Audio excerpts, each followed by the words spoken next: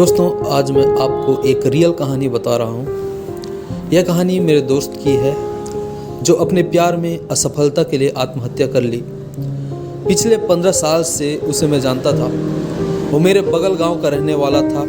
एक बिंदास लड़का था।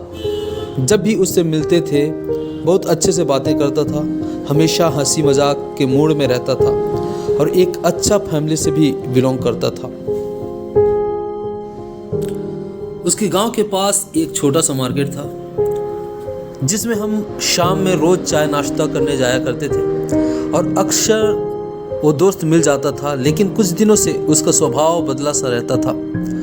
जब भी मिलते वो अक्सर फ़ोन में बिजी रहता था। दूर से ही हमें देखकर स्माइल करता था, लेकिन हमारे पास बात करने नहीं आता था। एक दिन मैं उसके पास गया और बोला, क्या बात है, हमें आजकल टाइम नहीं देते हो और किससे इतना बिजी रहते हो?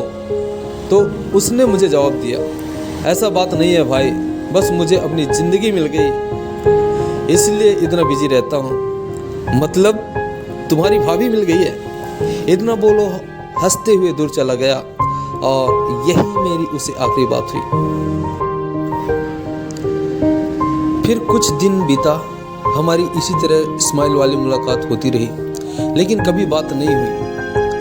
एक दिन रात को मेरे एक दूसरे दोस्त का फ़ोन आया। उसने बताया कि बगल गांव का रहने वाला दीपक सुसाइड कर लिया है। थोड़ा देर के लिए मुझे विश्वास नहीं हुआ। मैं फ़ोन काट के डायरेक्ट उसी को फ़ोन किया, पर फ़ोन स्विच ऑफ था। फिर मैंने उस दोस्त को फ़ोन किया जो मुझे सूचना दिया था। मैंने पूछा, दीपक ने किस वजह से सुसाइड किया? तो कंफर्म उसे भी पता नहीं था। तो उसने बताया कि शायद लव अफेयर की वजह से। इसके बाद हम लोग अपने घर से बाहर आए और बाइक में उसके घर गए। वहाँ पहुँचते ही लोगों का भीड़ जमा था। पुलिस भी आ गई थी। लोग तरह तरह की बात कर रहे थे। एक व्यक्ति से पूछने पर बताया कि अपनी प्रेमिका से लड़ाई होने पर जहर खा लिया और सुसाइड नोट भी मिला है। हमने पता करने की कोशिश की सुसाइड नोट में क्या लिखा है। उसने लिखा था, मम्मी पापा मुझे माफ़ कर देना, मैं आपकी इच्छा पूरा ना कर सका। आपने मुझे बहुत प्यार दिया, लेकिन मैं आपको धोखा दे रहा हूँ। मैं अपनी ज़िंदगी से थक चुका हूँ। मैं जो भी कर रहा हूँ वो किसी के दबाव में आके नहीं कर रहा। मेरे सारे दोस्तों को मेरी याद देना और कहना कि मैं जब भी ये कर रहा था तब भी उन सबको मैंने मिस किया। ये बातें सुन के हमारे आंखों में भी आंसू आ गए। उससे जब लास्ट टाइम मिले थे वो बातें याद आने लगी। वो बोला था कि ज़िंदगी मिल गई है।